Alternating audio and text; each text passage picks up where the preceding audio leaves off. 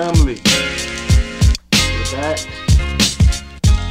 Try to do this again. I had a problem, copyright issues, shit with the video yesterday, so I apologize to anybody who had problems watching or hearing that. But let's put it better. There was a few errors on there anyway, and I can just get straight to what I want to talk about, which is fasting, because that was what that's what I was really trying to tell y'all about, which was the process I used to heal myself, was fasting. Fasting to me is the secret to curing all illness. Like, I haven't run across an illness yet that didn't first require a fast before treatment or before recovery can take place. Like, it's the beginning of recovery. You first need to detox and cleanse the body. And fasting is the best way to do that, because you are not putting more toxins in as you eliminate. Like, it's not good enough just to take some herbs and drink some detox tea. A lot of people always come to me asking me what they can take for this and take for that. They want some kind of herbal supplement they can pop after they come from McDoubles. And that's just not how you do shit. You're working against yourself. The best way, if you're going to deal with detox, if you're going to take a herb for detoxing, then just go on a detox. 3 days. It's not going to kill you. I promise you. If you don't eat for 1 day, you will not die. I know brothers right now who think they're going to die if they miss a meal, one meal. Some of y'all ain't never went a day without eating. If for no other reason, you should just go a day without eating just to see how some other people feel. You know, just so you can relate. But some of us are addicted to food. Like my homeboy I'm talking about in particular. He go through the same thing I used to go through. I used to get shakes, start feeling weak and funny, knees shaking, and I might get the sweats, anything if I'm hungry. Like, I'm thinking I'm hungry and I just need to eat real quick because I'm famished. But the reality was I was going through withdrawal. And I didn't even know it. And my homeboy going through that same thing right now. I just be laughing. I'm trying to tell him that it's the junk doing it to you. It's them drugs you want, not that food. And if you ask that person, say they, you know, wait till they tell you how starving they are. If you know anybody like this, it might be you yourself. Wait till you get the shakes and you super hungry or you think you about to die, and see if somebody offer you something healthy. Like, what if I say, okay, well, here go an apple right here. Hurry up and eat it before you pass out. Oh no, I don't need that. I need a hamburger. I need some fries. I need some. You'll start running off shit that you think you need. Like, you already know what your addiction is. You know what your drug of choice is. You know what the craving is. You know you want to go to this specific place and get this specific food because that's your drug. So we have to get off them toxins. We have to break our addiction to these drugs. These are not foods we are eating. These fast food places are not serving food. They're not serving fast food. They are serving drugs masquerading as foods. And if you haven't heard of that, there's a book by a doctor named Suzar. Drugs masquerading as foods. I suggest everybody look into that. So the key is to remove toxins and to give the body a chance to rest from the digestion process. Digestion takes up 1/4 of the body's energy just to digest and process food. So you give your body a break, just a break from having to deal with that. We are killing ourselves by eating, whether you know it or not.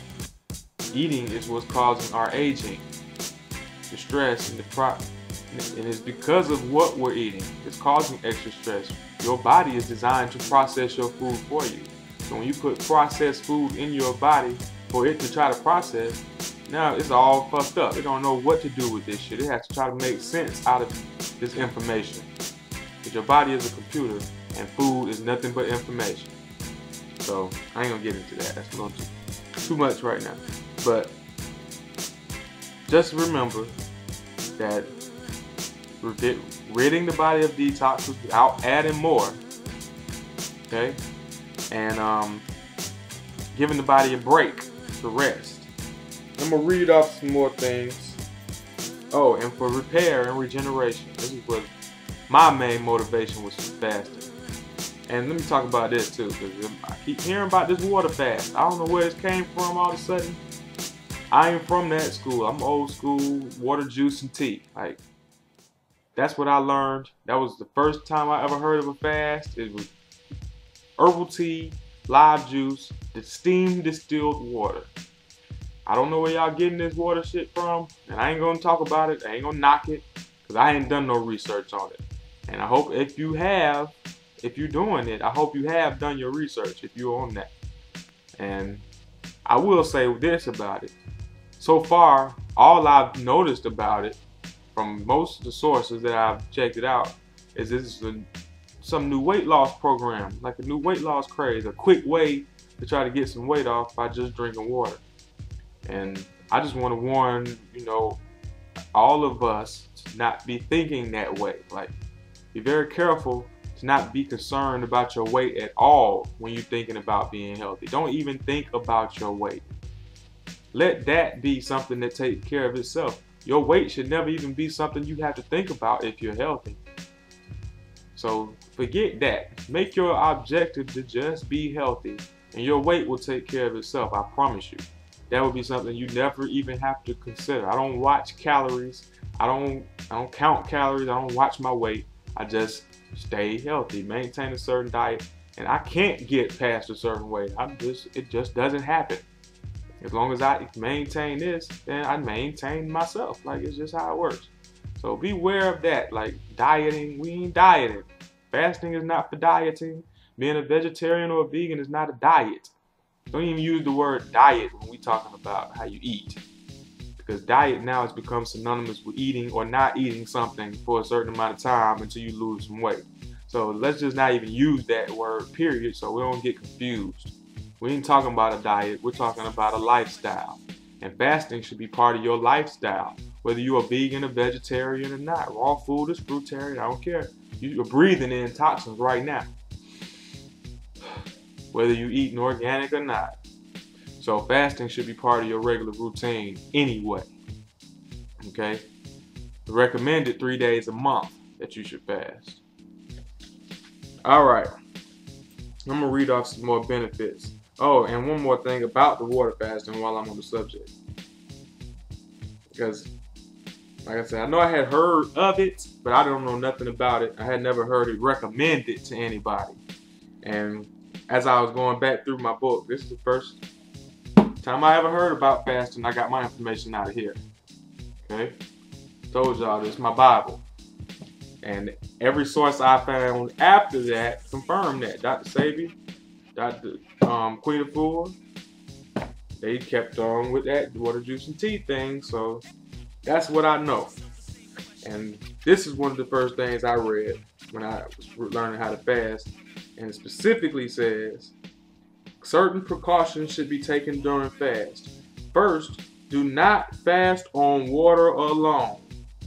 And all water fast releases toxins too quickly, causing headaches and worse. Instead, follow the live juice diet detailed below, as this both removes toxins and promotes healing by supplying the body with vitamins, minerals, and enzymes. Okay? Such a fast is also more likely to lead to a continued healthy diet once the fast is over. Why? Because if you're consuming raw juices and teas, you'll be becoming accustomed to the taste of the vegetables. So by the time you finish, you already like vegetables and fruits that you probably didn't care for before. Just because you started putting them in the body and got rid of all that them drugs. And, a lot of us are toxic. You can't even taste real food until you get off the salt and sugar. Till you break yourself off them drugs, you won't even be able to taste real salt and sugar. All you know is the taste of artificial processed salt and artificially processed sugar. That's what you know. It's those drugs. That's what you want. So till you break yourself off of it, don't expect to enjoy the taste of anything healthy. You might as well forget that. You won't even be able to process, taste it. It just won't even register with you. So This is what my books say about water fasting, y'all. So this is for you. Like I say, y'all do your own research, and for each his own. But I never heard nobody talking about this until recently. But obviously, it's something people been talking about for a long time because it's in the book. But that was enough for me to read. I ain't never have to get in no more into it. You know, this worked for me, and I have very minimal fasting crisis. And a fasting crisis is what you might experience depending on how toxic you are, how toxic your body is. You can experience a fasting crisis, which includes nausea, headaches, diarrhea, you know, all that good shit.